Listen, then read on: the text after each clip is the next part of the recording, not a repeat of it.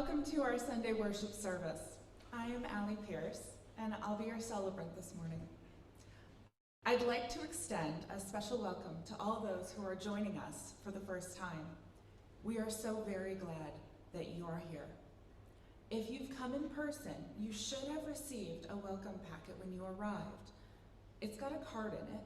If you fill that out and drop it in the offering basket, we will be in touch to support you in finding your way into our community. If you are joining us online, there's a link on our website to an electronic version of that same card. Whether you are new or not, if you are here in person, please join us downstairs for coffee and conversation after the service. Our welcoming committee members have yellow name tags and can answer any questions or point you towards additional information. And now, let's say our words of welcome together. Welcome to you, old friends and new, young and old. You are an essential part of our celebration today. Whether today is your first or your 1000th Sunday in our midst, we are stronger because you are with us. We are one people of many beliefs, identities, origins, and sexualities, and genders.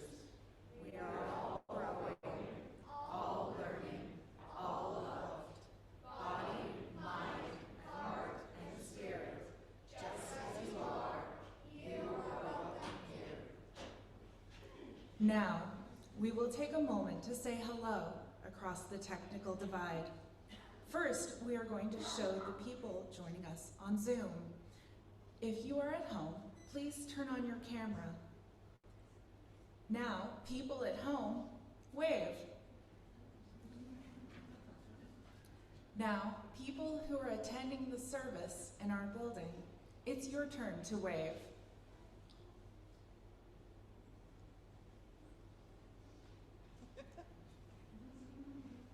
We do have a couple of announcements.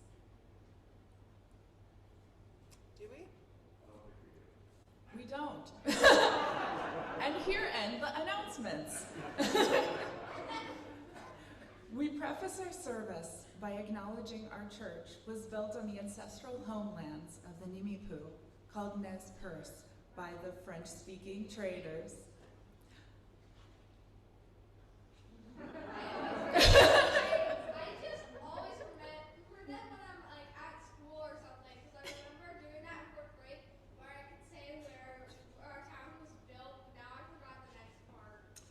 The Palouse, the Shomits called the Coeur d'Alene.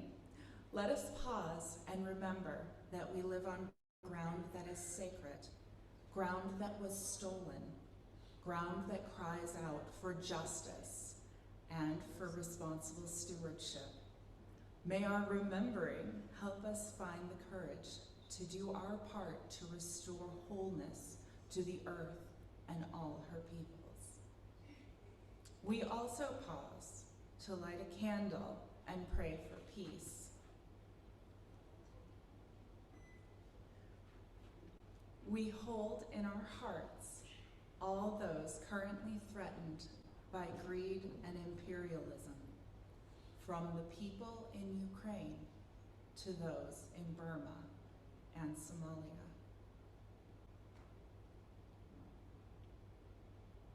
May we recommit ourselves to nurturing peace in the world and peace within.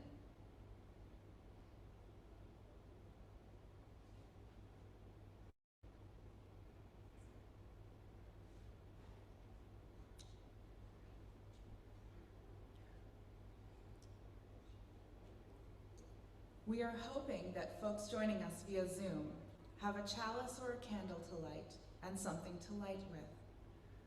Let's light our chalices together. In the light of truth and the warmth of love, we gather to seek and seek to share.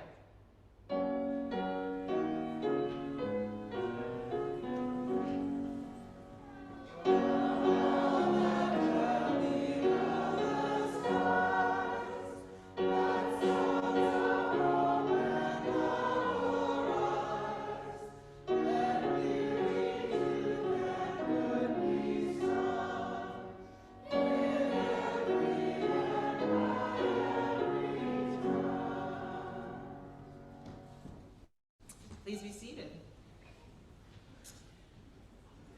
Good morning, everyone. I'm the Reverend Dr. Elizabeth Stevens, and I have the incredible privilege of serving this congregation as its minister. This morning we'll be reflecting together on integrity. Now, the word integrity comes from the root word integer, which is just like integer or whole number. It means to be whole, to be complete and undivided. I think in our culture, there's sort of an idea that to have integrity is to refuse to bend. There's rigidity to the way the word is used. Here I stand and I am not going to bend or budge. This is what I think or believe. I refuse to change. It's kind of like Sam the Eagle in the Muppet Show. Who remembers Sam the Eagle? Mm-hmm. But this isn't, yeah, there's Sam. This isn't integrity, though. This is rigidity. True integrity remains open and flexible. It requires that we take in new information, that we are able to shift and evolve. It's a process of sensing that we're a little out of alignment with our truest selves, and then gently, very gently, coming back to center. What's up, Alora?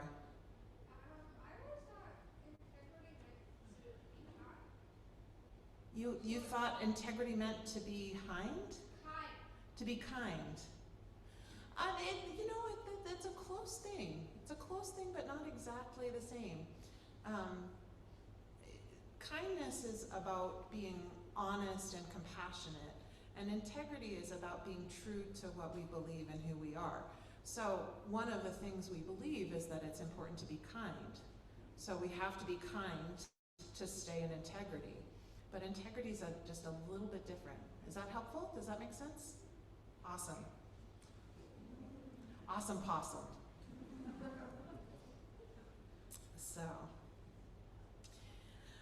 integrity involves being faithful to our inner teacher, doing and saying only things that feel right and true in our bodies, minds, hearts, and souls.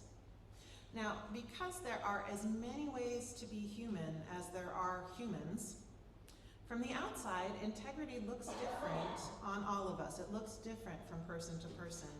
But that process, the process of coming into integrity, getting clear about who we are and what is right and true for us as individuals, and then speaking and acting in ways that are congruent with our values, that process is pretty constant and applicable across the board. And that's what we're going to explore together today. But first, let's sing. I invite you to rise in body or spirit, and we're going to do number 1010 in the teal hymnal, We Give Thanks.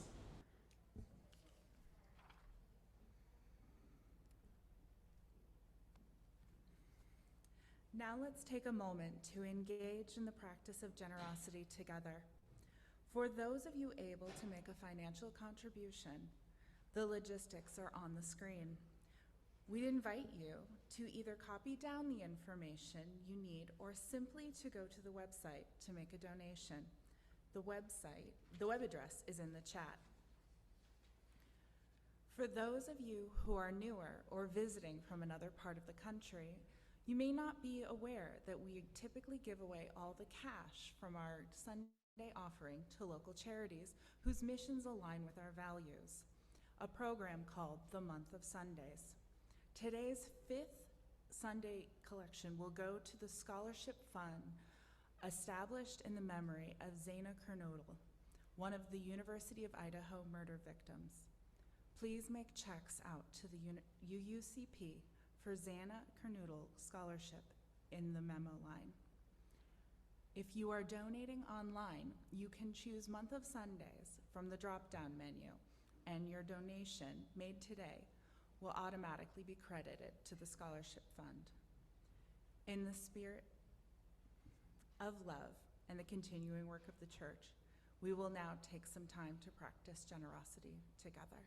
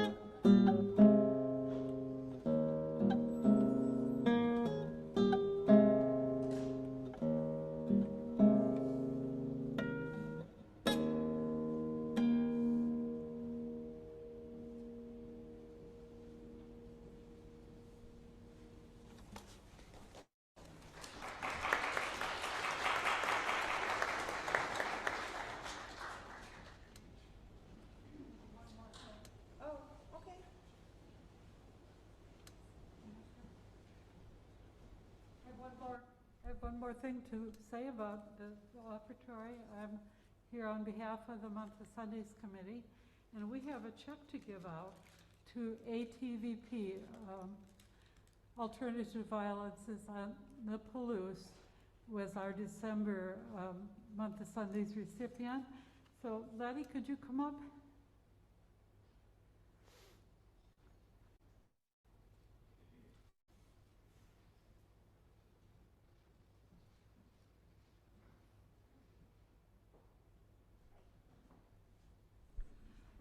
We were able to collect for ATVP $2,339.79.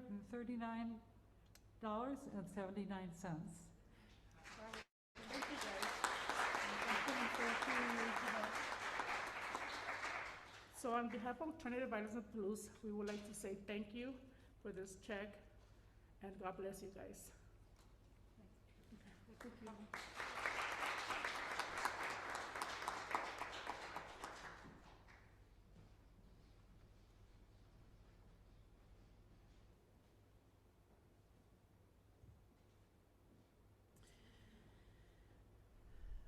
I want to take, before we enter into our time of meditation, I want to take just a moment to acknowledge that hearing about the death of Jamie's nephew, hearing about the death of Connor, and in a week when the attention of the nation is focused on the brutal death of Tyree Nichols, I feel like we need to create just a bit of space to hold the pain in at all the ways we as a nation are letting down our young people, and in particular young Black boys and men. I know this is one of those things that I can't hold by myself, so I need your help so that we can hold it together. The pain and the anguish, the lost potential. Maybe we could just put our hands over our aching hearts for a minute and close our eyes and breathe.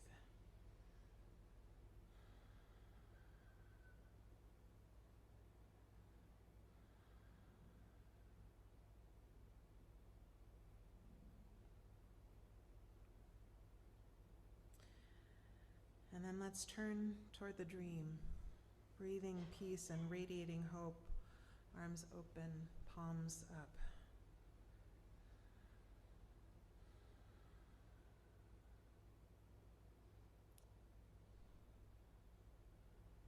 Let us fight for the day when we can together create a world where all children grow up safe and loved, able to flourish, and become their best selves. May it be so.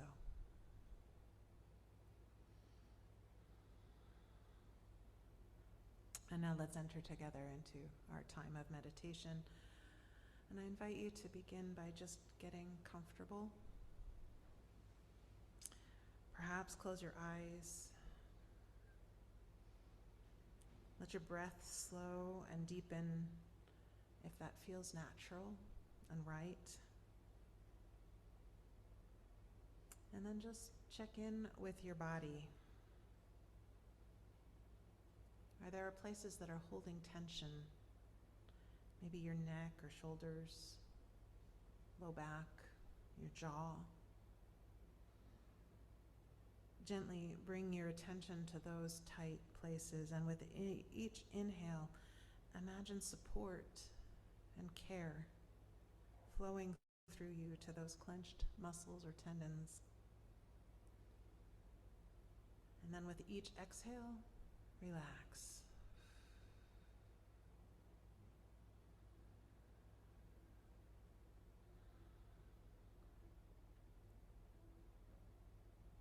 Now shift your attention to your heart.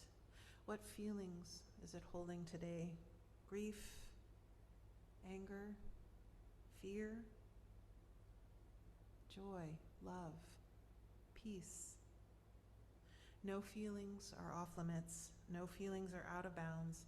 You are surrounded by love, supported by this community, accepted exactly as you are.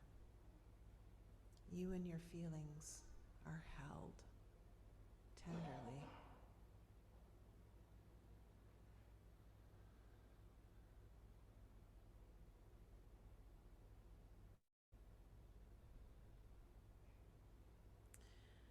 And then check and see if there are places where other people's expectations or needs or judgments have hooked you and are pulling you off center. Be kind, but gently, gently unhook yourself. There is nothing you need to do but be. There is no other place you need to be but here. There's no one you need to please or appease. No one to be but exactly the person you are in this present moment. Let's take just a few minutes of silence to settle into ourselves, to inhabit ourselves fully, to let stillness arise, to let silence bloom. Let's take some time to simply be.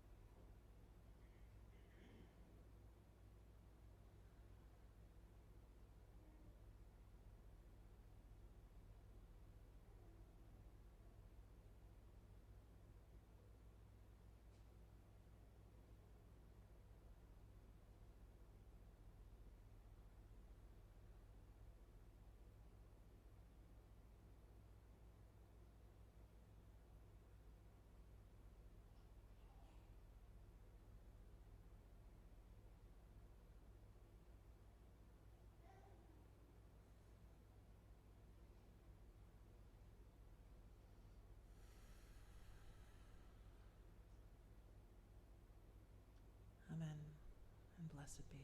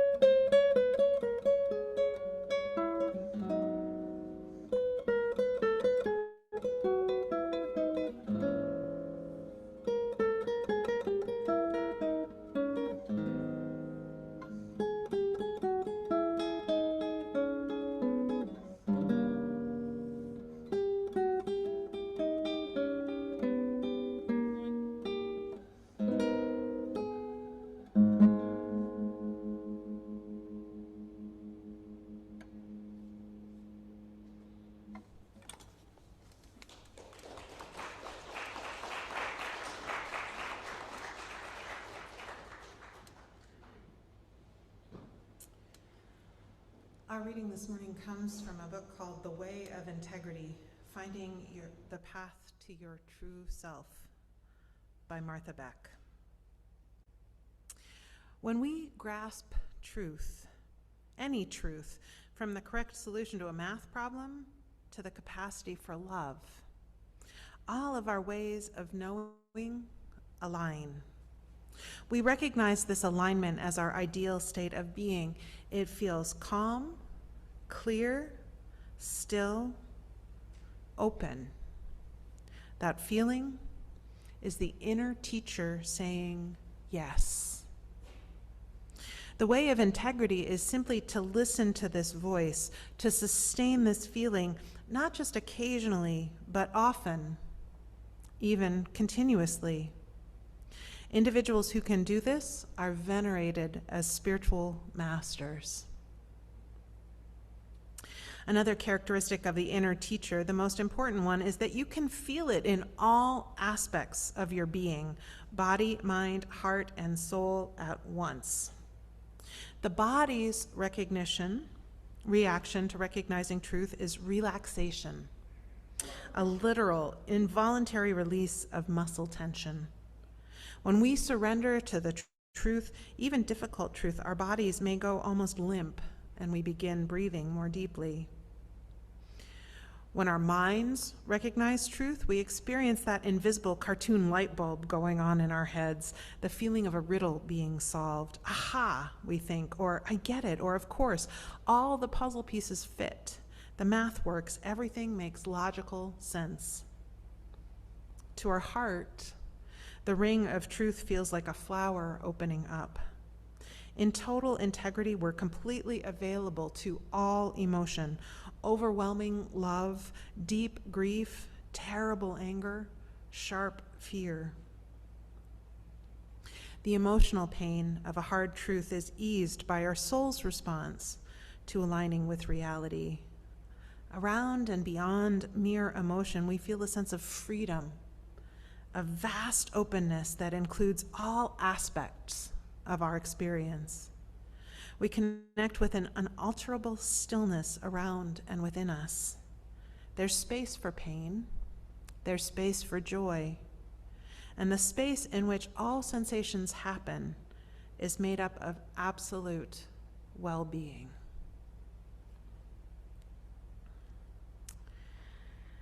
So, who are the people that you see as having a lot of integrity? Throw some names out. Who has a lot of integrity? Oh, Dwayne's pointing to his wife.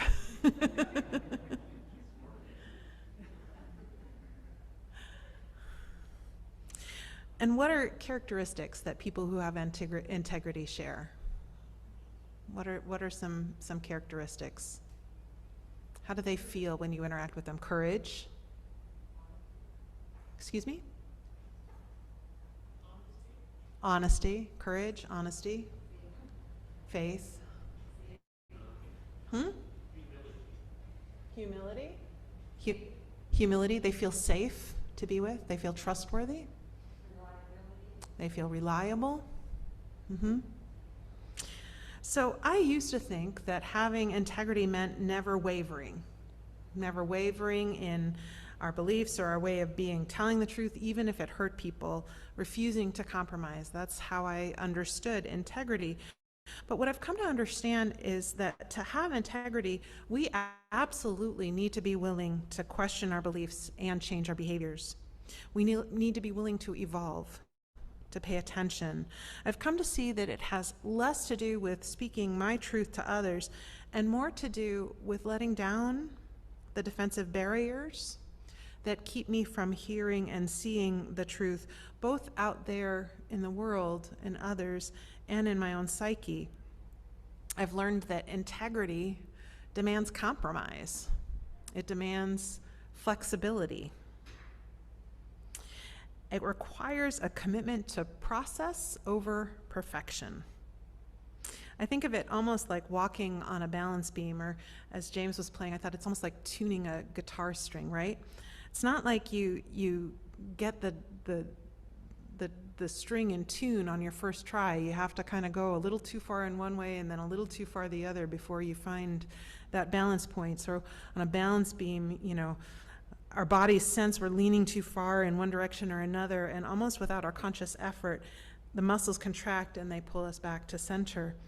So living with integrity means constantly sliding a little out of integrity, noticing that feeling, whether it's tightness or discomfort or that squiggly tummy or whatever the signal is in our bodies. That means that we're off course, and then slowing down, breathing, and listening for the still small voice to help us figure out first what's wrong, and second, what we need to do to make it right. It can be hard to keep our balance, to stay in integrity. Outside forces conspire to pull us off balance. Other people's needs, requests, expectations, and judgments do hook us. I know I slip all too easily into people-pleasing mode.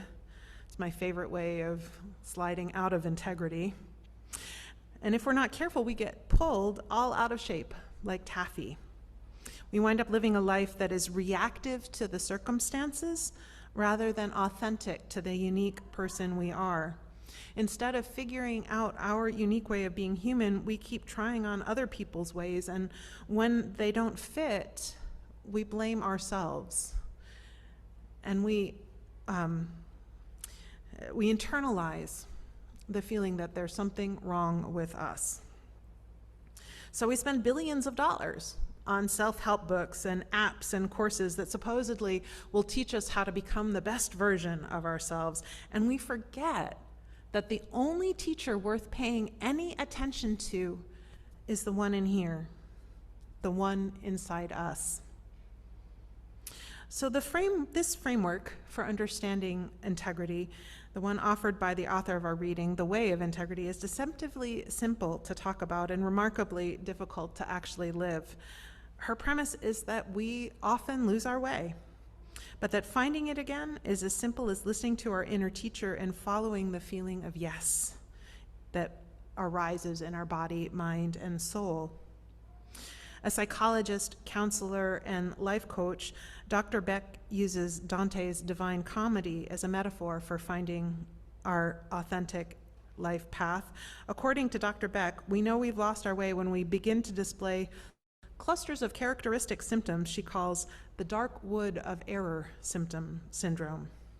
These symptoms include feeling purposeless, regardless of whatever culturally defined achievements we have under our belt, feeling miserable, grasping, nervous, morose, or as things escalate, clingy, terrified, and despairing. Physical deterioration, she writes, obviously bad health can affect people who live in total integrity. Bodies break down for many reasons, but from what I've seen, it's rare for someone who's internally split not to develop some kind of health problem. From headaches to autoimmune issues to cardiovascular disease, the stress of living a life that isn't right for us does impact our bodies. Or if Dr. Beck is right, when we're out of integrity, our bodies start hollering at us louder and louder that we need to get back on track. Relationship failures are another sign we've lost our way. In her words, if you don't walk your true path, you don't find your true people. You end up in places you don't like, learning skills that don't fulfill you, adopting values and customs that feel wrong. The folks you meet along the way either genuinely love these things or they're faking it as hard as you are. Either way, your connection with them will be artificial. If you feel persistently disconnected and lonely, you're almost certainly, innocently, out of integrity. And this goes double if you feel trapped with people you absolutely can't stand. Career failures are another symptom. When we're doing what we're meant to do, our work is joyful and brings us alive, and we're successful because of that. When we stray from our true path, work starts to feel like a slog, and the results are often less than spectacular. Last but not least, when we're out of integrity, we're vulnerable to bad habits and addictions. We try to numb the pain rather than paying attention to it as a sign that it's time to make a shift or a change. So that's the dark woods of error syndrome. And here's the thing. We all spend time lost and out of integrity. No one gets on their true path and never strays, except maybe Jesus and the Buddha, whatever. That's not how any of this works. So there's no judgment or shame or self-recrimination allowed.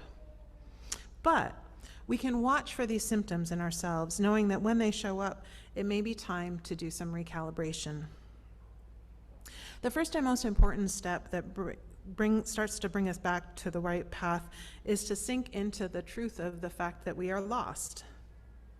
This is an exercise that Dr. Beck offers as a starting point. I'm going to read you some sentences, and I invite you to repeat them either in a whisper or just silently to yourself, and then pay attention to what happens as you speak these words.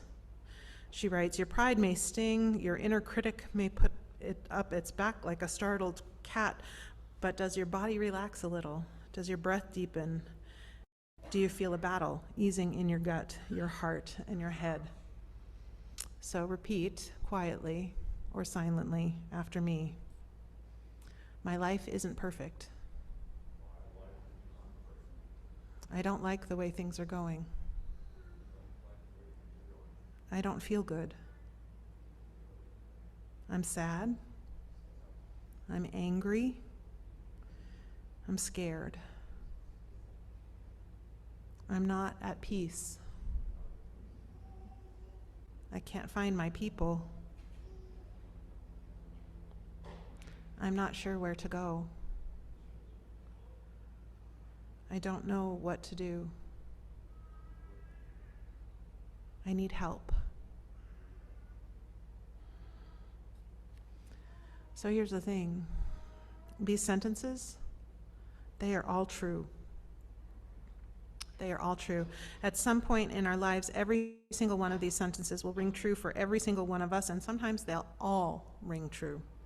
Being human is hard. Finding our way back to integrity, to wholeness, to peace and joy requires being honest with ourselves.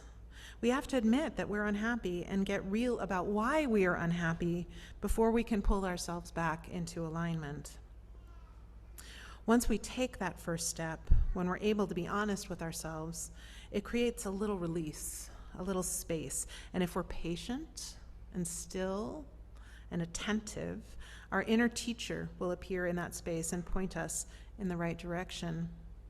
The inner teacher is kind of shy in my experience, also frustratingly vague and confined to the present. Like, I never get clarity on the whole picture of what my life is meant to be. I just get instructions for the next small thing, the next right thing to do. It would be really nice if they'd give me an instruction manual, a map, maybe a map, GPS.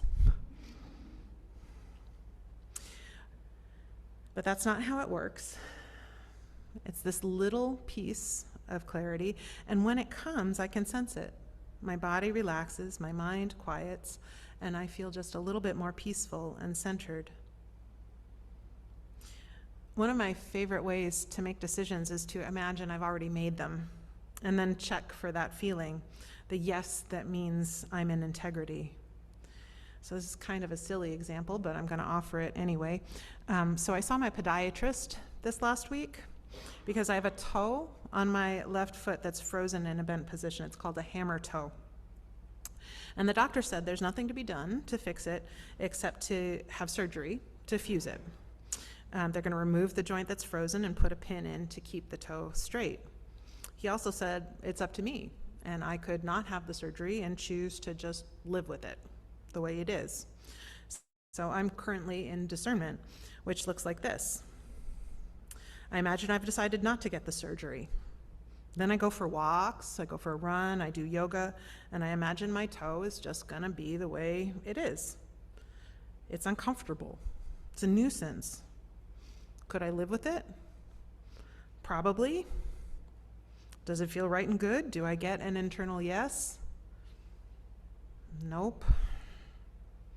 So then I imagine I've had the surgery, I've decided to have the surgery, and a lot of fear comes up when I do that. As a person with an autoimmune disease, sometimes the cure winds up causing additional problems, so I breathe, and I stay with the fear, and I remind myself that my podiatrist does know what he's doing, and that he reassured me I'd be walking again in a day or two and able to start running in 6 to 8 weeks. and that the pain won't be that bad. And then I imagine being on the other side with a toe that stays flat, able to run and do yoga without discomfort or blisters, and that does feel good and right. So I'm probably going to get surgery, unless I change my mind, which I've already done like 3 times, so back and forth until you find the center, right? Because one of my worst habits is perseverating. I go back and forth, and I question my decisions. So, I spend a lot of time trying to stand still and find my balance when sometimes it's better to just keep moving,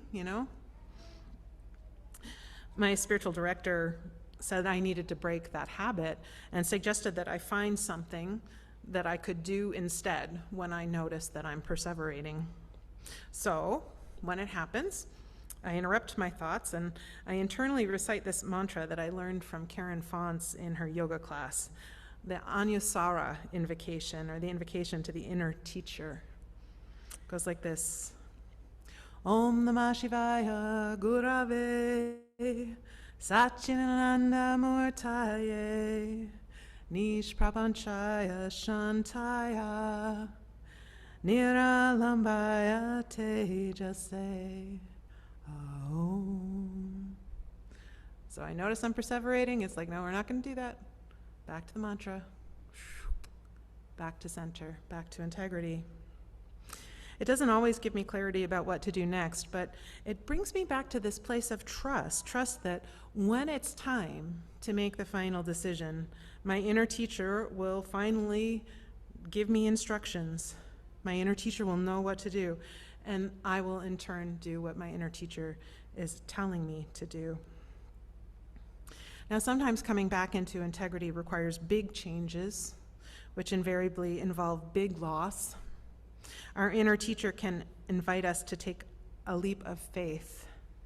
Often the clarity that this is not working comes a long time before the clarity around what will work arrives.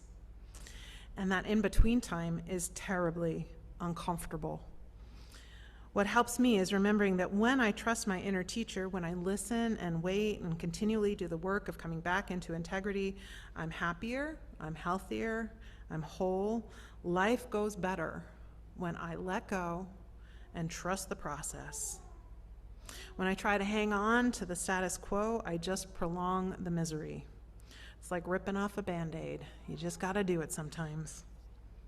Which doesn't mean that I think we should make leaps of faith lightly or impulsively. In a society where so many different voices are pulling us in so many different directions, it can be difficult to sort through which voice actually belongs to the inner teacher. Even in a completely silent room, those voices are present because we start internalizing them as soon as we understand human speech. So the process of coming back into integrity often involves unlearning a lot of social conditioning. We need to see and question and shift old patterns that once helped us survive, but that are now getting in our way. And this is tough work. We also need to release our need to please others, because here's another truth about living with integrity. We think that we need to conform to other people's expectations or meet their needs in order to be worthy of relationship, but relationship can't happen when we're out of alignment with our true self. Remember Brené Brown and the way she differentiates between fitting in and belonging? Fitting in requires changing ourselves to earn approval, and it leaves us hollow, unhappy, and lonely. Belonging requires vulnerability, authenticity, and honesty. We have to find people who are trustworthy, and then we need to let down our guard to be real with one another. All of this is messy and organic and constantly evolving, which is why this myth that integrity equals rigidity is so harmful. So to live a life of integrity, we need to keep our knees soft. We need to accept that we're going to slip out of balance pretty much all the time. We need to pay attention to the cues that our body, mind, heart, and soul will give us so that we can return to center when we slip out. We need to trust our inner teacher. Above all, we need to love ourselves enough to do the brave and hard things that will bring us back into alignment with what is right and true for each of us. We need to believe that each of us deserves to be happy and healthy and fully ourselves. We need to know in our bones that we are meant to be whole. So be it. And so may it be. I invite you to rise and body your spirit. Let's sing together, Life Calls Us On.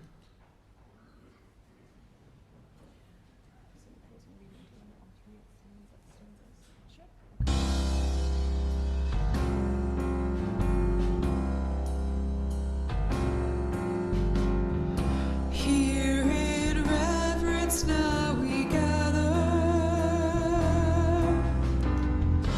for the blessing we have known.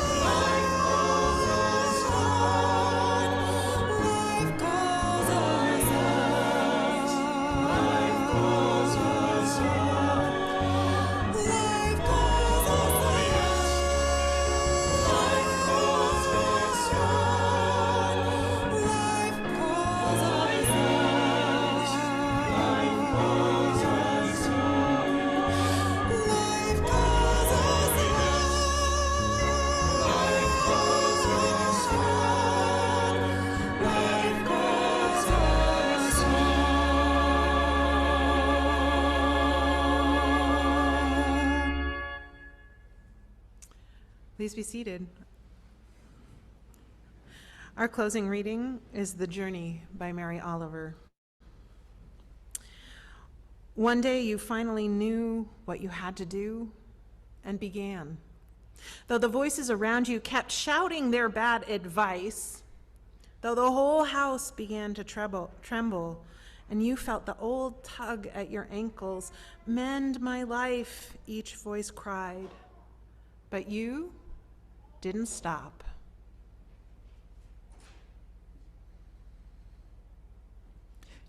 You knew what you had to do, though the wind pried with its stiff fingers at the very foundations. Though their melancholy was terrible, it was already late enough, and a wild night, and the road full of fallen branches and stones.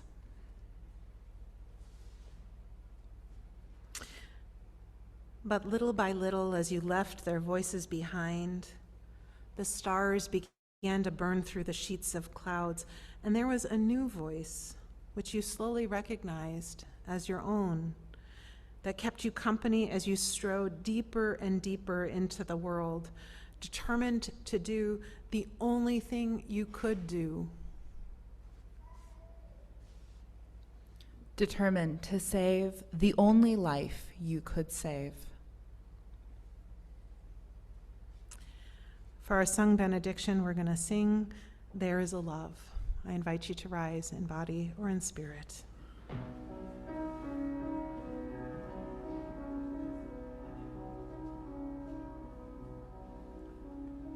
There is a love holding me. There is a love holding all that I love.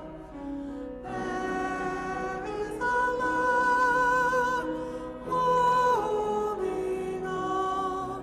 I rest in this love. There is a love holding us. There is a love holding all that we love. There is a love holding all. We rest in this love. We rest in this love. We rest in this love.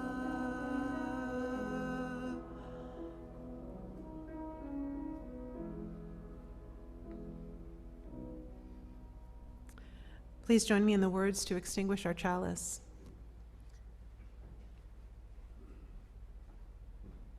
Extinguish this chalice, that it might glow gently in our hearts. May it light our paths as we leave this place. May it guide our way until we are together again.